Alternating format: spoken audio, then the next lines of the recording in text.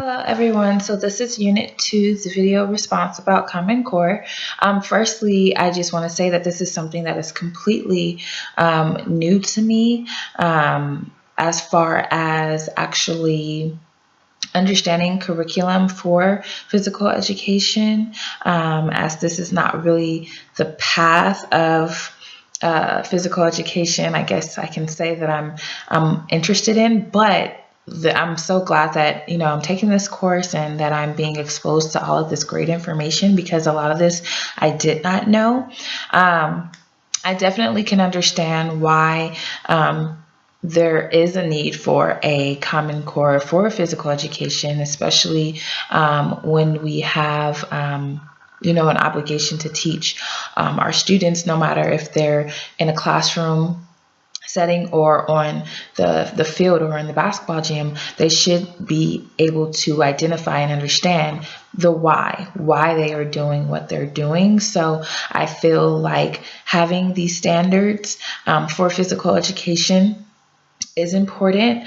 I know that there is not a nationwide curriculum for physical education, but I think it's pretty cool that particular states have taken the initiative to set a commonality of standards among themselves, so that way everyone is on the same page.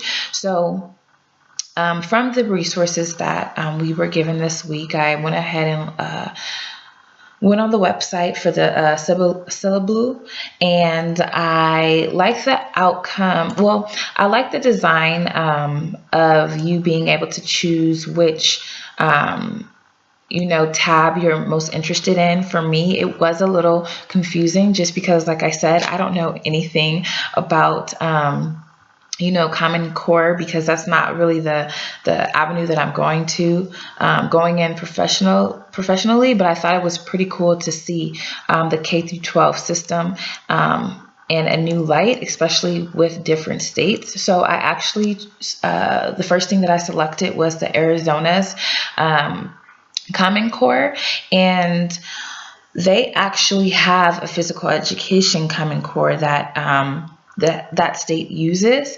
So I thought that it was really cool when breaking it down and looking at their Common Core. They have 5 standards, and amongst each standard it talks about specific grades. So I think it was like 3 to 5, then 6 to 8, and then it had high school. And under each standard it gave what the requirements were for each grade level, and what they were expecting other students to be able to fulfill.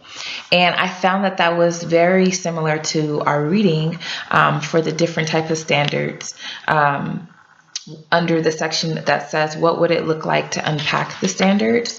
So I like the examples that it gave us, and I thought that it was really really beneficial, because again, each standard, it showed that yes, we are physical education teachers, and we want them to be able to be as active as possible, but it is important to be able to separate the activity component with the actual comprehensive component, if you will, and helping them understand how to properly do an activity or play a sport, why you would use, for example, if I play basketball, right? How I would play defense. And so it's not just, you don't just go out there and say, go play defense.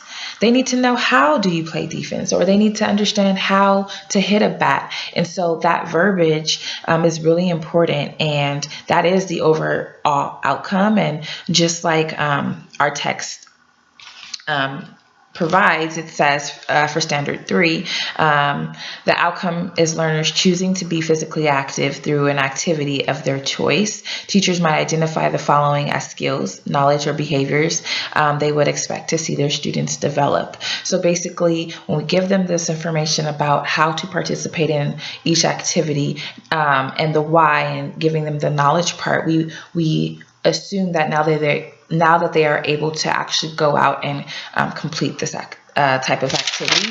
And lastly, the last resource that I really liked on the website was the 21st Century videos that the Catalina Foothills School implements. I thought this was pretty cool because it's actually focused on building a set of proficiencies that students must learn in order to apply and transfer knowledge and skills to problems or situations in the classroom and beyond the school setting. So again, this is not just for the classroom setting. If we're talking about physical education, and with my experience, although I played sports for so long, I was always in practice, I was always at tournaments, I was able to learn different key strategies in sports, and I was able to then use that in the real world. And I think that this is very important when we're talking about critical thinking and problem solving, creativity and innovation, citizenship, collaboration, communication, and systems thinking. And that definitely goes in line with our the 4 C's: creativity, collaboration, critical thinking, and communication. So that's all that I have for this right now, and I look forward to reviewing everyone else's posts so that I can learn a little bit more about this topic. Thanks.